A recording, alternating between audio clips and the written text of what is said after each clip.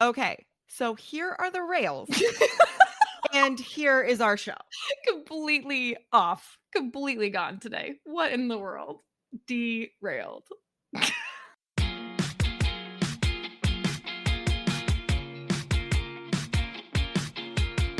Yay, you're here. Welcome to the CK and GK podcast. Let's get going.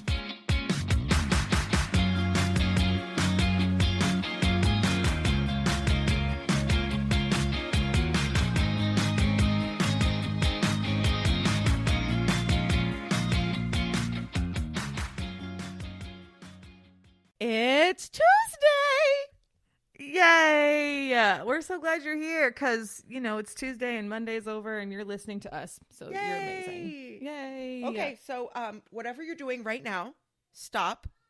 You go ahead and touch that 5-star review because this was already the best introduction you've ever heard. And you can just write that. You can just say, I'm already enthused within the first 20 seconds. Yeah, we have lots of great energy coming from this intro right here, right now, which is hilarious because you and I just woke up. Right?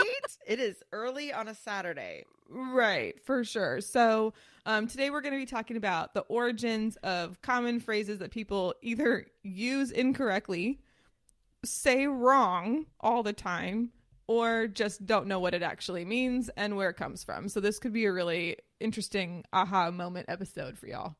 That is great. I'm so excited. Doing the research for this one was really, really funny. Yeah, it was. I'm reading all these things going, wait, I'm sorry, what? I'm just going to go ahead and jump into these introductions. Yes? Oh, yes. Let's do it? Okay. I am Jenny, and with me is Caitlin, the electrician, because she lights up my day. Oh, you come up with the cutest ones. Oh, I don't come up with them. I Google funny pickup lines. Yes, that's the kind of relationship we have. She can hit on me, and I think it's precious. All right. Well, and just like Julie Cotter, I can count on her to laugh at my corny jokes and make me a horrible tuna noodle casserole. That's Jenny over there, everyone. Oh. Okay, before we get to our... Yeah, hello, right? Before we go to our shout outs, I have a little correction.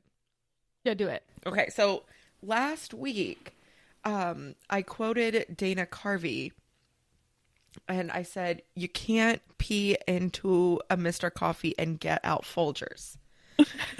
But the quote is actually, you can't pee into a Mr. Coffee and get Taster's Choice.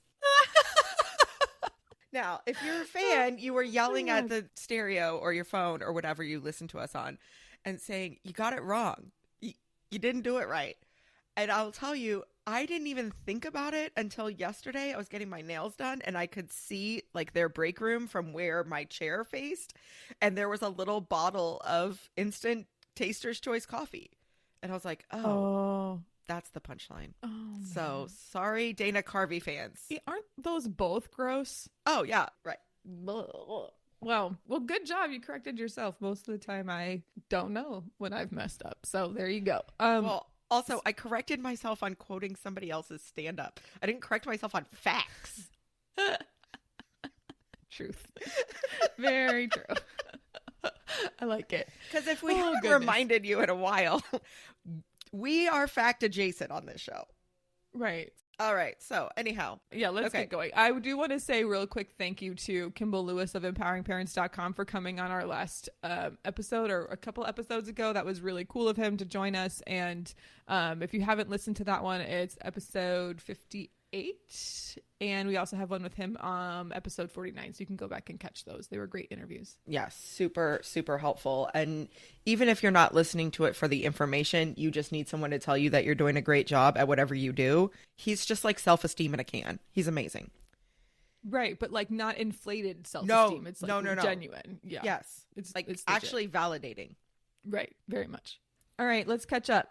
Okay. So speaking of catching up, my new obsession right now is Tales from the Principal's Office. Now, this is not a book, although it sounds like it could be the title of one. This is me getting random texts from my sister about what's going on at her middle school where she's a principal. I definitely had like a Tales from the Crypt kind of vibe going with this. And I was like, oh, who's the crypt keeper? Okay. Like, what's going on? So it's your sister. Okay, great. It's my sister. So I am going to give you 2 stories. Okay. And the reason that I'm doing 2 is because I really could not pick. Okay. They are both really, really good. The first one is I texted her and said, hey, are you having issues with cheating in ChatGPT? And she responds, no, not yet, but I did have to break up a fight today over some talkies. Priorities. Right. She's meeting with the kids afterward. And basically what happened was one little kid is like trying to take talkies from this other giant kid. And, you know, in middle school, because growth spurts are so different, we do have very small kids and very big kids that could even have the same birthday. Yes. Right? But this little one is trying to take talkies from the big one. And the big one says, if you don't leave me alone, I'm going to punch you in the face. The little one takes a step back and takes off his backpack to posture like, let's fight. And then got beat up. Like, you had ample warning. Yes. Like So she's talking to him and saying like, okay, so now I have to give you suspension, blah, blah, blah. You were fighting. It's going to be 4 days. And he goes, oh, miss, that is so dumb. And she was like, yeah, you're right. It is so dumb that you would get in a fist fight with someone over some talkies. Oh my God. And now you have to be suspended. The other kid needed to accept no for an answer. We have a very real problem with people not accepting no as a response. Like, that is an answer. Oh, no, that's the kid. That's the one who's going. Oh, wait, what? The kid who started the fight? The kid who started the fight Like, is the one who. Yeah, that Oh. one. He's the one who's like, oh, it's so dumb. And she was like, no, you're right. It's super dumb. And Yeah, you know he what's warned dumb? you. Not You me started it. putting you in suspension or whatever he had. What's dumb is that you decided to fight someone over talkies. Like, now you're hurt and suspended. And suspended. Do they have ISS? ISS is the bee's knees. OSS is, to me, like, not helpful, but ISS is the best. She is in a public school. They have in-school suspension, they have out-of-school suspension, and then they also have, like, the off-campus, like, other school where you can go for an extended amount of time. Yeah. The other one I need to tell you starts with a question. Okay. Hey, Caitlin, what were you doing Friday at 4:30? Working. So was my sister. The bell rings at 4:20. Yeah. At 4:30, 4:35, she was in the 8th grade boys' bathroom breaking up a barber shop. Oh, These kids, 15 minutes after school is over on a Friday, were cutting each other's hair in the bathroom. Oh my gosh. But what makes this so great is they had actual barber's tools, including clippers and a cape. Was this some sort of underground, like, money making? Yeah, she walks in and she was like, excuse me? This is First off, like, amazing. where did you even get that cape? They even had like the little paper around the neck. Yeah, and the buttons. Yeah, that's hilarious. She's like, Oh my gosh. go cut each other's hair across the street. Right there. You see that? That's off campus. Now I have to call your There's parents. no sink there, miss. Yeah. Now I have to call your parents. And then one of the kids was like, yeah, I missed my bus. And she was like, yeah, you did miss your bus because you know where I was just now? Bus duty. You did miss your bus. Goodness. But hey, at least you got that high top fade. Oh my word. I love kids so much. Like, I do too. Who does that? Like, who does they that? stayed This is after school on a Friday and laid out all these barber tools on the counter in the bathroom and are cutting each other's hair. I can't. With a cape. With a cape. You know that the barbershop chat was real fire too. Like, Yes. you know, it was just so good. If I were her, I would have just been like standing there on the outside of the bathroom just to hear what was happening for a little while, see what kind of good information I could get. Oh, yeah. Who's dating who. And then I would be like, what are y'all what are y'all doing? Right. What are y'all doing? Oh my gosh. That's hilarious. She keeps all kinds of candy in her desk. Yeah. Yeah. And, you know, it's this whole program, like, snitch for Snickers. Like, who's doing what? Oh my goodness. That's so funny. Oh, I'm just thinking about all the times I could like get kids super hyped up about a game for a dum-dum. Right? Right? Like the class. Oh, so good. I love middle school. I do too. If any of my former middle schoolers are listening, I loved you then and I love you now. You guys are amazing. Okay. Mine's not as funny as yours. I'm just right now really into the idea of a new computer. I need something that's just more powerful. I have a MacBook Air. I'm sorry. Can I stop you for just a second? Yes. My Gen X / millennial mind, when you said I need something with more power, I was in home improvement immediately. I need more power. Yes. Yes. I'm sorry. You can tell your story now. I just had to get that out. I can't believe I did that as well as I did. That was actually kind of really impressive. Good. Yeah, it was really good. good. Oh my goodness. Okay. I don't think so, Jen. Okay, Yeah. so I just need something that's gonna like not have a sticky keyboard, and this is not like sticky because like I eat over my computer or anything like that. This is sticky because the letters literally stick inside the keyboard because it's one of those flat like flash keyboards and it's stupid. So I need something that like where the buttons, when you push them, they actually go down and you can feel it and it's satisfying, like when you have a separate keyboard. Yes. So that's like what my mission is. And that way maybe my computer like won't get, you know, boiling hot as we're doing these recordings. Yeah. So that's my obsession right now. I just can't stop looking at it. And like last night I was like, I'm just going to go in and I'm just going to go buy a new computer because I can't take it anymore. So like, if I show up with a new computer next time I see you, it's because I'm going to go like right away because I'm so annoyed. So if anyone has recommendations, I will take them. But I'm an Apple person. I'm just going to put that out there right now because I just want all the computer calendars and talks things to each other. sync. Yeah, it's just easier. Okay, that's my obsession. What else is going on? Okay, so now it is time for everyone's favorite part of the show. And if it's not your favorite, you are pretending that it's your favorite because it's my favorite. The gem of the week. And today I have for you a discussion I had with my 11-year-old. Okay. It should be noted that Abigail is clever and hardworking and witty. Yes. But we have to spend some time over the next few weeks studying geography and peoples of the world. Because we were doing a BuzzFeed quiz that was like, plan a trip through Europe and we'll tell you when you get married, or, you know, eat through Europe and then we'll tell you what color to paint your nails. You know, those kind of things. One of the choices in where would you like to go next, it was like the Netherlands, Croatia, Spain, or Portugal. Mm-hmm. And Abby goes, oh, Portugal. Like where everything's small? Uh-oh. And I just kind of looked at her like, everything's small? She goes, yeah, like, isn't it in Portugal like the houses are small, the fences are small, like even the people are small? No. For some reason, my 11-year-old thinks that Portugal is a miniature version of the world.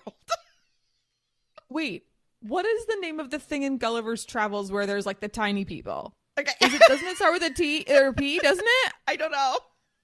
Oh my gosh, we need to Google this right now because I feel like that's what it is. That I wonder, does she know that story? She might, but that's what my brain went, is like, oh my gosh, she's confusing Portugal with the name of the place from Gulliver's Travels. Okay, so we're gonna Google this right now, and if you hear clacking, that's it's her keyboard. If that's what it is, then I feel like a genius for figuring it out. But also, that is the Lilliput. cutest. okay, so there's a P in there, but that's not the same thing. No, and it's not. And Portugal's real. Yeah, it is. It's a very real place. We have a joke in my family where I always say that beavers are pretend. There's no such thing as beavers, and then my kids are like, "No, there are beavers," and like we just play back and forth. And I always say beavers are pretend. Portugal is real, and the people there are normal sized people. Because there's not a tiny race of men anywhere on this planet except for inside Lord of the Rings books. Like, I don't know. Maybe I should take her to Portugal. Like, how do I explain? Show it to her on a map. Yes. But show it to her on a map. I'm going to show it to her on a map. But unfortunately, like, we have the map. I'm sure she could find it. Yeah. But does she think that when she goes there, everything is small? Carmen Sandiego. That's a normal sized building. Look, there's normal Look, sized they colonized Brazil. Like, look, those people in Brazil are normal size too. Oh my goodness, that's really funny. Isn't that where everything's small? I don't have any words for that. Yeah. Like, the amount of words in my brain are small because I don't know what to say. So we've talked about this before. My son is working on his reading skills, and every week he has a spelling test. And so we started out having him write the words like 3 times to practice like getting the spelling in your head. And he's shown that he doesn't necessarily need that all the time. So we've moved to just practicing spelling out loud every single night. And the way that the spelling tests are done in his class is the teacher says the word and then says every sound in the word, and the kids have to write the letters down from that. So that's it. It actually works out really well. So the other night, we're talking about how we're practicing the words, and for some reason the word bread comes up, and I don't know why it came up. Maybe because I was making a sandwich for him for lunch the next day or something like that. Anyway, he starts going like BR, and my husband stops him and goes, "If you get this word right, if you spell the word bread right, I will give you $100. And he starts cracking up and kind of like, Bryce is chuckling, Sam is chuckling, looking at me like, is he serious? And I'm like, let's hear it. Like, let's have it. Let's have it happen. The worst that happens is you don't get the $100. Right. Like, the worst that happens. And he like goes, BREAD. And I was like, I knew he was going to get it right. And I was just like, there it is. It was the last thing we expected. I actually expected to hear BRED, which also technically would have been correct. Yeah. But we knew what he was referring to, so it had to be the other one. And Bryce was like, oh my gosh. So then yesterday he had to go to the grocery store and like get cash back to get the money back. He was like, that was a really expensive grocery trip. He comes back with like strawberries and a jar of mustard. And he's like, that was a really expensive grocery trip. So Sam went around all day yesterday like, I got $100. And people were like, wait, why? And he's like, because I can spell bread. And Bryce said the one condition on you getting this $100 is you can never forget how to spell the word. So he's like, we were prepping him for his test, his spelling test yesterday, and we're asking him, I'm like, okay, spell next. And he goes, BREAD. Like, just to be a little like snit, Right. And then I'm looking at his new spelling list of words for this week. And what's the first word he wrote on the spelling list? Bread. He's like, he's never gonna forget it. And it's so funny because when Bryce handed in that money, he like lit up like a Christmas tree. He was so stoked. And I'm like, listen, if this is an investment in my kid's spelling and like him getting excited about learning, it's great. But it was just so hysterical. So then now it's this running joke in my family, and my dad texts Bryce and he like texts him BREAD, do I get $100 too? It's like all of these running jokes right now that are pretty good. So that's amazing. That's amazing. Yeah, it was a fun, like funny, heartwarming kind of situation at our house this week with that. So BREAD, I love bread and bread loves me. It's from a song. That's great. Oh my God. First of all, it's hilarious. Why is there a song? Oh, Okay, let's talk about that. Yeah. It's one of those Second. Perry Gribb songs. Oh, okay. Yeah. The Alright. Raining Tacos guy or Yeah. Yeah. But also the fact that you just busted it out because you know it that well. Like, all right. On that note, let's go ahead and squeeze in a promo from our friends at TV and Movie Trivia Pod. All right, y'all know CK and GK love to support fellow indie podcasts. So here's another show you might really love. Sup, everyone? Brian here, host of the TV and Movie Trivia Podcast. It's a trivia-style podcast focusing on TV and movies.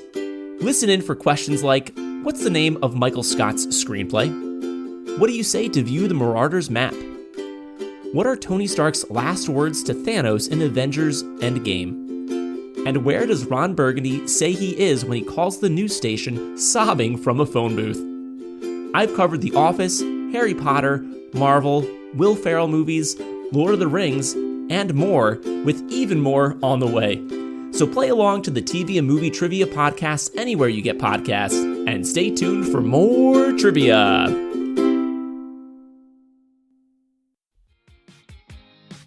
Thanks for listening to our friends. Back to the show. All right, we're back. Okay. Hey, so just real quick, TV and Movie Trivia Pod. If you haven't ever seen any of their stuff, you should go follow them on Instagram, and we'll tag them in our social for the week. But they do like trivia on amazing stuff, like The Little Mermaid. Oh, that's amazing. Like it's so fun. I liked it. So check them out. They're good. They're a good time. So what are we talking about today, Jenny?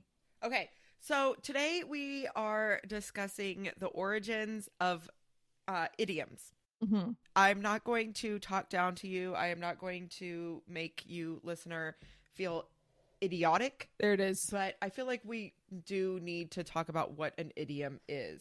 So this is a phrase that when it's used colloquially, it doesn't have its literal meaning. They're not cliches, right? Right.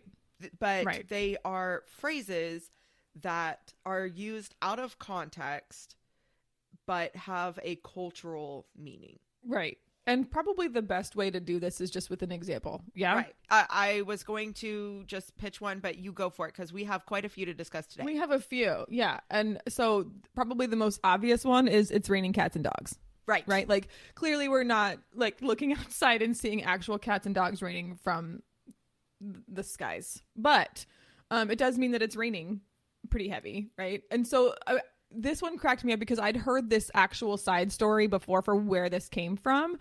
And it turns out that it might actually be true. So there's this idea that the phrase comes from medieval times, like when a lot of medieval Brits lived in these like thatched roof homes where animals would kind of nestle themselves in this thick straw. No. And then when it rained, the straw would like start to get soft, and then all the animals that were living in that would like fall into your house.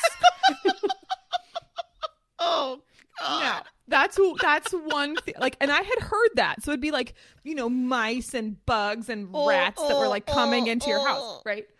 So they would slide off the roof or like come through. Yeah, gross. But the other idea though that I read recently as I was doing this research is that actually it probably didn't happen like that. If it rained a lot, the streets in like 17th and 18th century England would be like super filthy and then like kind of flooding, and then they would like flush dead animals down the street. Ew. So both of these are disgusting. Yes, there is no good explanation for why we have it's raining cats and dogs. I prefer to think of the one that's the literal sense where just sweet little kittens would just come raining out of the sky, so as opposed to dead animals or rats into my house. So gross. Yuck. Do you have one? Okay, so this one comes from ancient India. There's no way that you're going to guess what this is. To butter someone up. Okay, this is to kiss up or to try and use flattery to get something like, oh, you're just buttering me up. I'm not going to give you that $100 for spelling bread or whatever. Okay, so in ancient India, when people were in prayer or seeking favor from the gods, they would throw balls of ghee, butter, at the statues. Ooh. Butter is kind of a calorie-rich food. Yeah. It takes effort to make. Yes. It's valuable. Yes. So this is an offering. But can you imagine? Like, here we are thousands of years later. Like, I'm just hearing like Southern women using that phrase, right? Absolutely. Oh, you're just trying to butter me up. And Yeah. it's like completely, it's like so far removed from where it came from. It's just Right. unreal. Like, Right. what? I'm just, don't try to butter me up. Yeah. Like, what? No. Like Oh, an that's a good one. ancient god statue from India. Right. Like, Right. Oh, gosh. Yeah, I'm not an ancient goddess statue. yeah. Ay, ay, ay. Okay. All right. Well, being of Irish stock, I really like this one, which is one for the road. Okay. Okay. So it means like the last drink you have before leaving. Right. Some people call it a roadie, but that's not the same thing. That's the not roadie the is what you same take thing. with you in the car, Yes. in the trip. But the one for the road is the last one before you go, right? Often like in reference to a pub. Like, before I leave the pub, I'm going to have my last one. Right, This one's also kind of dark, right? So during like the medieval times, Middle Ages period, any condemned prisoners, condemned meaning up for death, right, were taken from London city jails to Tyburn Hill for execution. Now, me being an Anglophile, like this was like, oh yes, I have to do this one. So on the way, they would pass like down Oxford Street, which is a busy street in London, and the cart would stop, and the criminals were allowed to have one final drink at a pub on that road before they were publicly executed. The one that they had was on the road to their execution. Oh, this makes me think of Martha Stewart giving her lobsters vodka as she boils them. Oh yeah, no, yeah. It takes the sting out of it. It's fine. Yeah. That's great. Yeah, here you go, guys. We'll stop right here. You know what? Yeah, you can have one last beverage. It's like the last meal that you give to Yes. a prisoner on Murderer's Row, right? It's Yeah. like, ooh. Yeah. You know that baseball loves a good superstition. I do. I found in the bag. Okay, so we've got it in the bag. It means that it's done. We've got this. It's taken care of. It's not done yet, but I feel like it is. But I got Yeah. this. It's I we're got good. it. We're going to take care of it. It's in the bag. Okay, so this actually, there's some unclear origins, but most people attribute it to the New York baseball Giants, which are now the San Francisco Giants. right. So this is Caitlin's Yay! team. So Yes. okay, so the New York baseball Giants were having a winning streak, and they attributed the winning streak to this bag of balls that they would carry off the field when they were in the lead. So someone's job was to go out onto the field and grab the bag of balls and bring it in when they felt like the game was in the bag.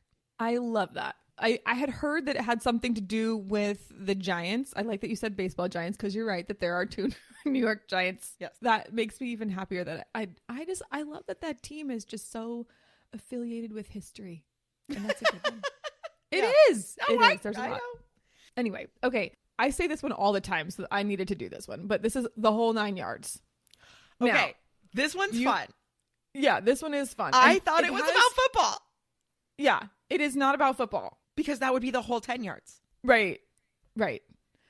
Also, this one has, like, everywhere I looked, it had weirdly like a meaning that I do not associate with this phrase. So I think that there's a difference between the whole 9 yards and go the whole 9 yards. Okay. So when I hear go the whole 9 yards, I think that someone's saying it wrong. But apparently go the whole 9 yards could mean like you're giving it your all. You're giving Right. it your best.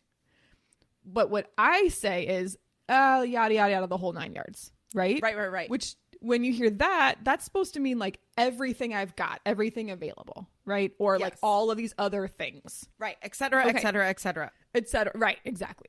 So this actually comes from World War II, which is another time period that I love learning about this time period.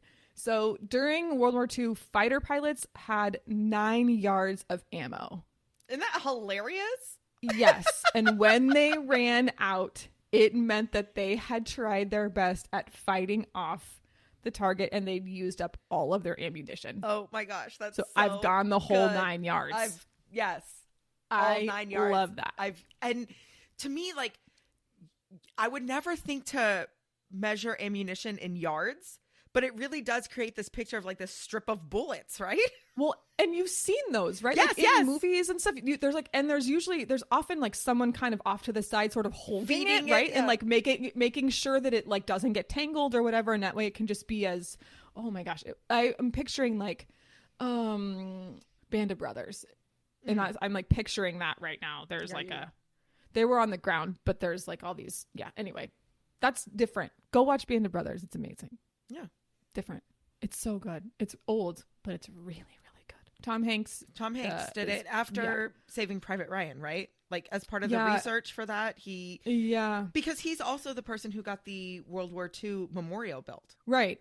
After he did that one, he did the Pacific, which is supposed to be the, obviously the Pacific end side of World War II. And I didn't enjoy that one as much, but we did watch all of Band of Brothers and it was amazing. And if you've ever seen that show with Claire Danes where she's a spy and the guy is Damian Lewis, the redhead guy she's like going after in the first season, he's in that. And like John Livingston is in it. And like basically it's like this whole slew of super famous guys who are all incredible actors. And it's just really, really good. It's really good. Highly recommend. Anyway, let's get back to this. Sorry. No, my fault. I like World War II stuff. There you go. So the next one I've got for you is Under the Weather. And I think most people have said this at some point, meaning I'm feeling sick, right? Or she's sick, or he's sick, or they are sick. Or it's like the polite way of saying you feel like a bag of dog poop. You just don't really want to tell everyone exactly what's happening to your body. I like that. It's the polite way of saying that. So this actually comes from sailors. If someone was feeling seasick during a storm, they would go below deck and literally be under the weather. Oh, that's interesting. Right? I did not know that. Underneath, it's not as rocky and they can feel better. And so they would literally go under the weather to avoid feeling sick. Have we talked about this before? I feel like you barely know this because you actively participate in Talk Like a Pirate Day, but do you know the origins of the eye patch? Yes. You do. Do you know the origins of the eye patch? Yes. I just love that. Actively participate. You do. I do. That's exactly how I would describe it. Yes. This was early on in our friendship and relationship, and I walked into your classroom on Talk Like a Pirate Day, which I believe is September 19th. It is indeed. Because of you. That's how I know it. And I walked in and you are doing a lab in full pirate voice. And you're like, "Arr, matey, you did not be reading the instructions." And I'm cracking up like, what in the world is happening in this classroom? And the kids are just going about their day like it's completely normal. And I was like, "What are you doing?" And you answered me in, "Oh, it's Talk Like a Pirate Day," in your pirate voice. And I mean, of course. Well, you didn't break character until the kids were gone, but it was incredible. I cannot believe it. But the eye patch thing is actually really cool. You know the story about this? Tell us. We associate eye patches with like an injury to the eye. It's not about that. It's about being able to adjust from light to dark. So you would cover up one eye and you'd keep that eye open underneath the patch because it's used to the dark. So then when you would go below deck, you move the eye patch to the other eye to cover up the one that's used to the light. So then the one eye can see in the dark. And then when you go back above deck, you move it back over and then that eye can see in the light. And you don't have to worry about that flex time between when your eyes are adjusting between light and dark. Those pirates, man. They were smarter than we think they were. They were. Jack Sparrow was pretty smart. Do you know what the pirate's favorite letter is? Is it an R? You'd think it'd be R, but the pirate's true love is the C, matey. Oh, man. Maybe I'm the one laughing at your corny jokes today, Gabe Cotter. Oh, my goodness. Love it. Okay. So my next one is Mad as a Hatter. And people associate the Mad Hatter with Lewis Carroll's Alice in Wonderland. Yes? That's not where it comes from. Lewis Carroll was using it because of this origin. Oh. So if you notice, the Mad Hatter's hat is green. Yes? Yes. It is a green hat. Those hats were dyed using a form of mercury. Yes. And so hat poisoning would occur from people who made the green hats. So like hatters who made them would actually get poisoned and be like coming down with this madness. And often people who wore them and would like get sweaty because they're like felt and all these other materials. They could also get the mercury poisoning into their skin. So Mad Hatter disease was caused by mercury poisoning, and it was marked by like shyness, but then also irritability and weird tremors. All of these things that would make you look like you were completely crazy. So that's why it means like Mad as a Hatter is like a complete nutter, right? Like a completely crazy person. But it's based on actual mercury poisoning that these people were getting, and that's why the hat is green in the movie and everything else, because that's nuts. As a Hatter. Right. Yes. I also have one from that time period. Yay. This is turn a blind eye, which means to ignore on purpose or pretend not to notice. Okay. Picture it. Copenhagen, 1801. Oh yeah, totally there. Lord Horatio Nelson. Oh yeah, I know him. Yes. Okay, he is an admiral in the, I think, British Navy, but you know what? We're fact adjacent here. That's really not important. So, Lord Horatio Nelson. Okay, this dude had a glass eye, and he pretended not to notice the signal to withdraw from battle. He's like, oh, dude, I didn't see it because of my glass eye. He kept fighting and then ended up winning. Oh, okay. Yeah. So, but when his troops were like, dude, they're giving us the signal to withdraw. They're telling us we need to leave. He's like, no, I don't see it. No. Because my glass eye.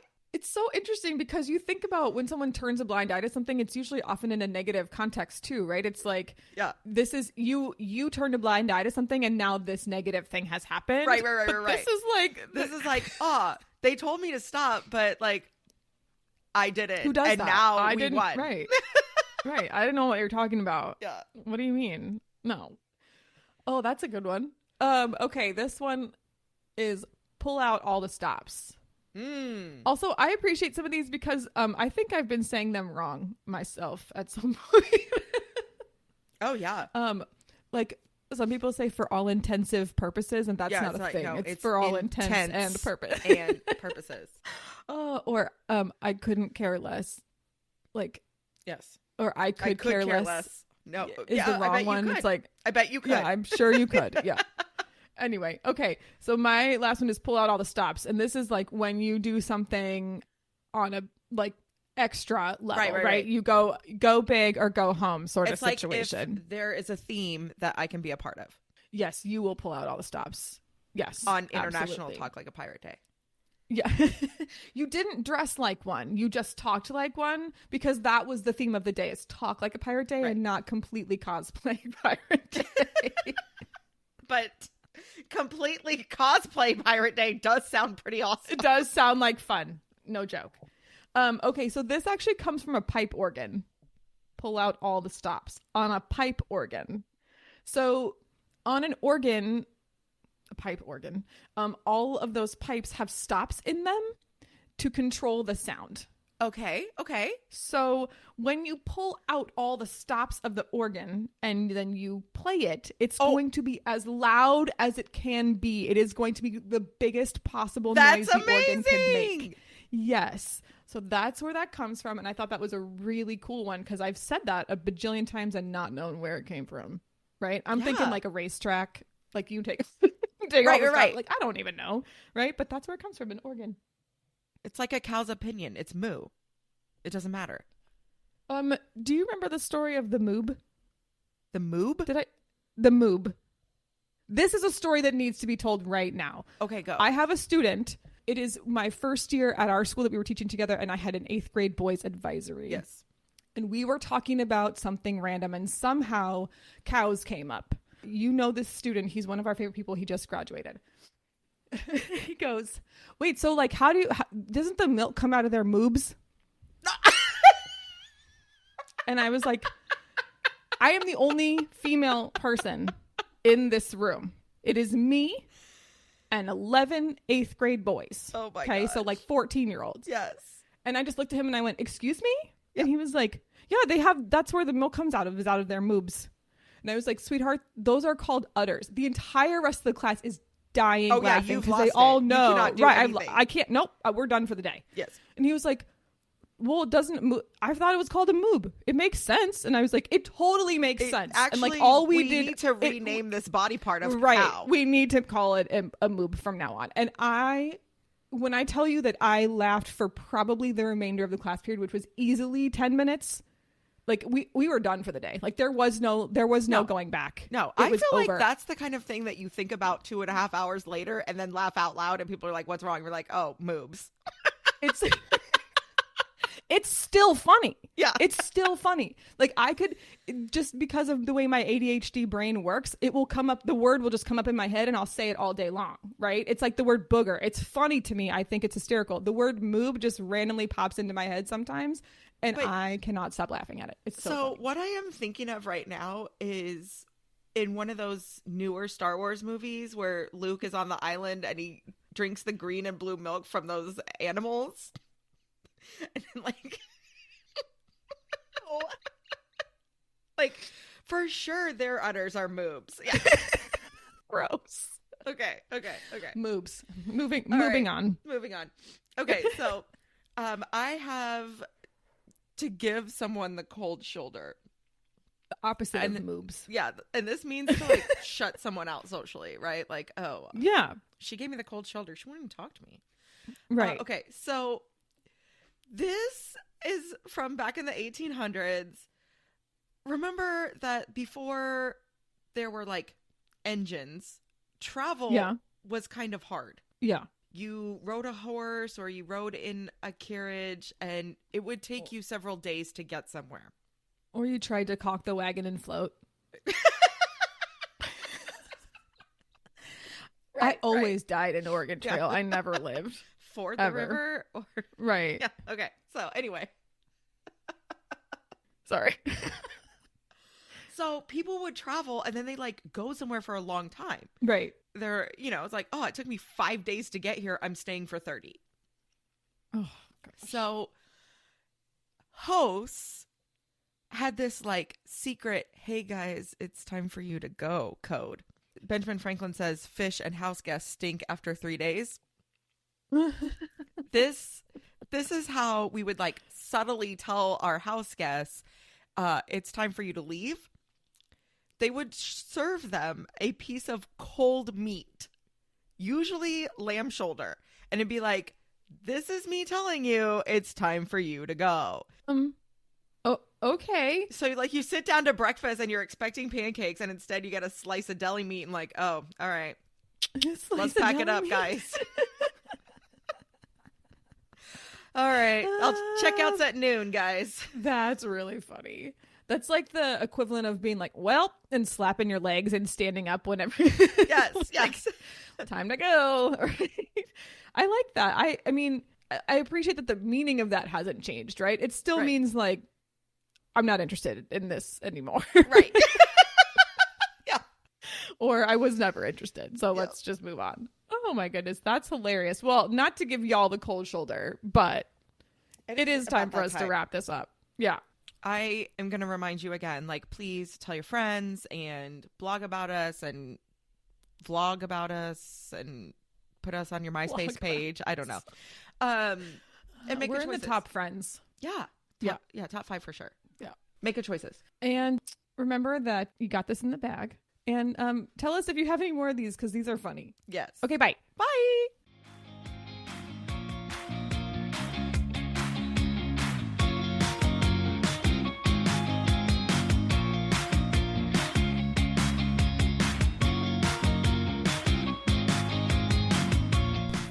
Hey friends, thanks for listening to the CK and GK podcast. Find us at CK and GK podcast on Instagram and Twitter, and rate, review, and subscribe on Apple Podcasts, Spotify, Good Pods, or anywhere else that you pod. See you next time.